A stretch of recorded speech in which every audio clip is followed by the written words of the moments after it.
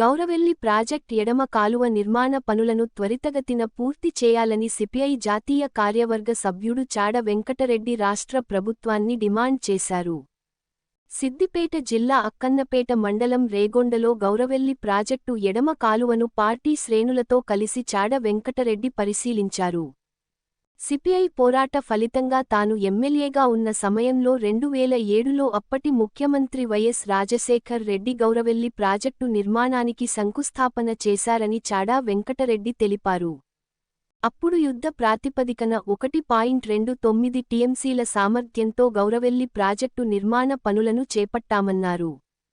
కానీ తర్వాత కాలంలో గౌరవెల్లి ప్రాజెక్టు సామర్థ్యాన్ని 8 టీఎంసీలకు పెంచి ప్రాజెక్టు నిర్మాణం పూర్తి చేయకుండా గత ప్రభుత్వం నిర్లక్ష్యం చేసిందన్నారు.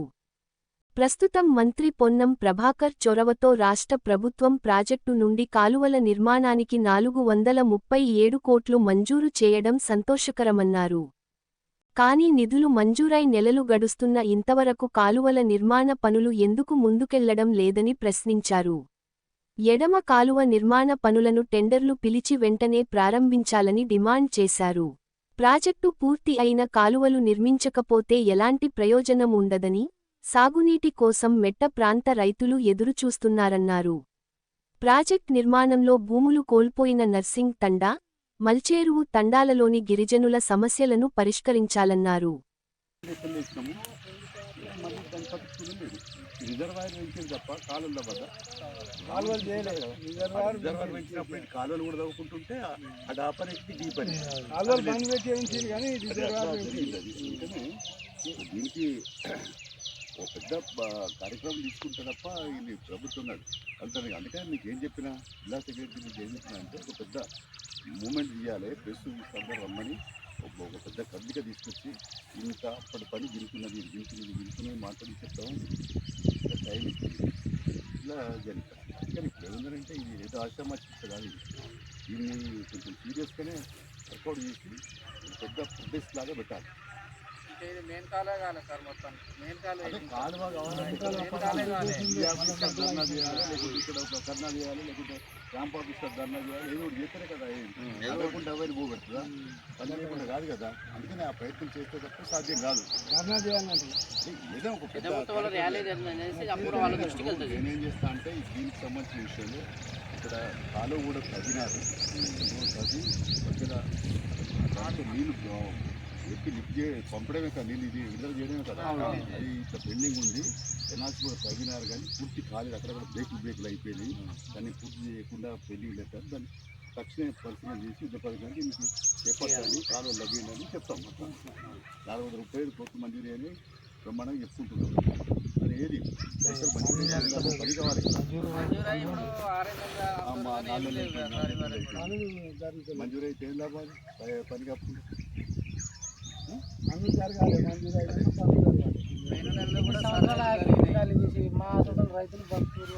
మరి బతారా గెలిచిన వాళ్ళు ఎవరు గెలిచారు? నేను ఉన్నప్పుడు చేయనా వద్దా? ఇప్పుడు మనం మాట్లాడడానికి ఏముంటుంది? ఇప్పుడు సర్పంచ్ అప్పుడు గ్రామ పంచాయతీ కూర్చున్నాడు, కూర్చుంటుందా?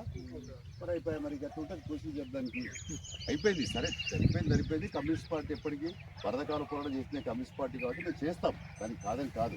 కాకపోతే ఇక్కడ మీ కదలిక కూడా ఉండాలి కదా. మేము చేయాలంటే కూడా ఏమైతే భూమికి సాయం చేయలేదు కదా, భూమికి సాయం చేయాలి. ఎన్ని పోరాటాలు చేసినాం మనం, కలెక్టర్ దిగ్బంధనాలు చేసినాము, కరీంనగర్ దిగ్బంధనాలు చేసినాము, ఎన్నో ధర్నాలు చేసినాము, చేసి అప్పుడు నేను ఉన్నప్పుడు వైఎస్ఆర్ తీసుకొచ్చి శంకుస్థాపన చేయించి ఇక్కడ అన్ని పనులు స్టార్ట్ చేయించినాం. అప్పుడు స్టార్ట్ చేయించినప్పుడు మళ్ళీ పని ఎక్కడ కూడా అక్కడే ఉన్నది. కేసీఆర్ చేంజ్ చేసాడు, రిజర్వాయర్ పెంచిండు తప్ప ఈ కాలువల పని చేయాలి. పెంచకుండా బాగుండు, పెంచకుంటే అయిపోవు, ఇవరికి అయిపోవు.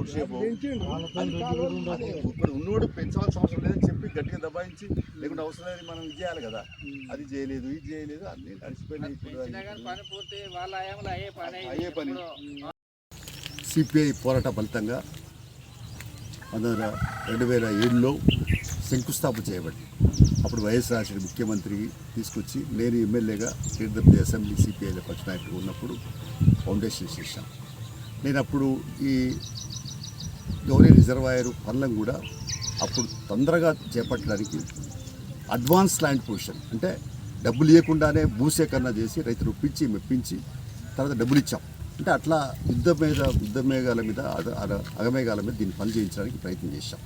ఏదైనా ప్రాజెక్టు ఆరంభమైంది. అలాగే కెనాల్ ఇందుర్తి కెనాల్ ప్రారంభమైంది. తోటపల్లి రిజర్వాయరు, తర్వాత అక్కడ మన బెజ్జంకి మండలంలో బేగంపేట వడ్లూరు ప్రాంతంలో కూడా కాలువలు ప్రారంభమైనాయి.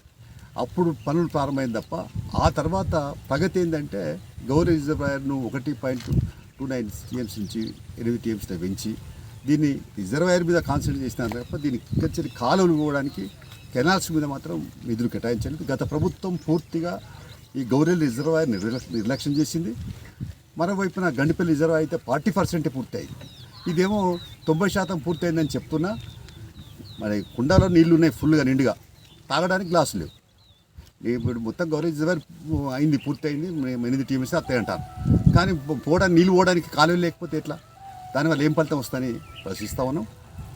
అనేక మంది ఎమ్మెల్యేలు మారినారు నా తర్వాత, కానీ పనులు మాత్రం ఎక్కడికక్కడికి అంతే పెండింగ్లో ఉన్నాయి తప్ప పూర్తి కాలేదు.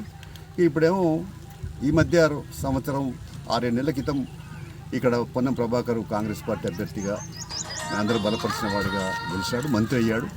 ఇప్పుడు ఇక్కడ 437 కోట్లు మంజూరైనట్టు కూడా ప్రకటనలు వచ్చినాయి. మంత్రివర్గ ఆమోదం కూడా మరి పత్రికలు చూసాం. తర్వాత ఆయన కూడా అందరికీ, ముఖ్యమంత్రికి, ఉత్తమ్ కుమార్ రెడ్డికి, పొన్నం కూడా థ్యాంక్స్ చెప్తాం. కానీ ఇప్పటి వరకు దురదృష్టం ఏంటంటే పనులు ప్రారంభం కావడం, కెనాళ్ళు అంటే కాలువ పనులు ప్రారంభం కావడం. అన్నీ ఉన్నాయి కానీ అల్లు చెల్లాగా నీళ్లు ఉన్నాయి కానీ ఆ నీళ్ళ కొరకు రైతులు ఎదురు చూసే పరిస్థితి, పొలాలు ఎండే పరిస్థితి, కాలువలు దవ్వడానికి ఏమి ఇబ్బంది వచ్చింది. అడ్వాన్స్ పొజిషన్ ఇప్పించాం కదా, అధికారాలు లేకుండా అడ్వాన్స్ పొజిషన్, ఈ మంత్రి హోదాలో ఉండే అడ్వాన్స్ పొజిషన్ ఇప్పించి ఇమీడియట్ టెండర్స్ పిలిపించాలి. మొదలు కెనాల్స్కు టెండర్స్ పిలిపించి ఆ టెండర్ల ద్వారా పనులు ప్రారంభం చేస్తే అడ్వాన్స్ పొజిషన్ రైతులు ఇస్తారు, వాళ్ళు డబ్బులు ఇప్పించాలి.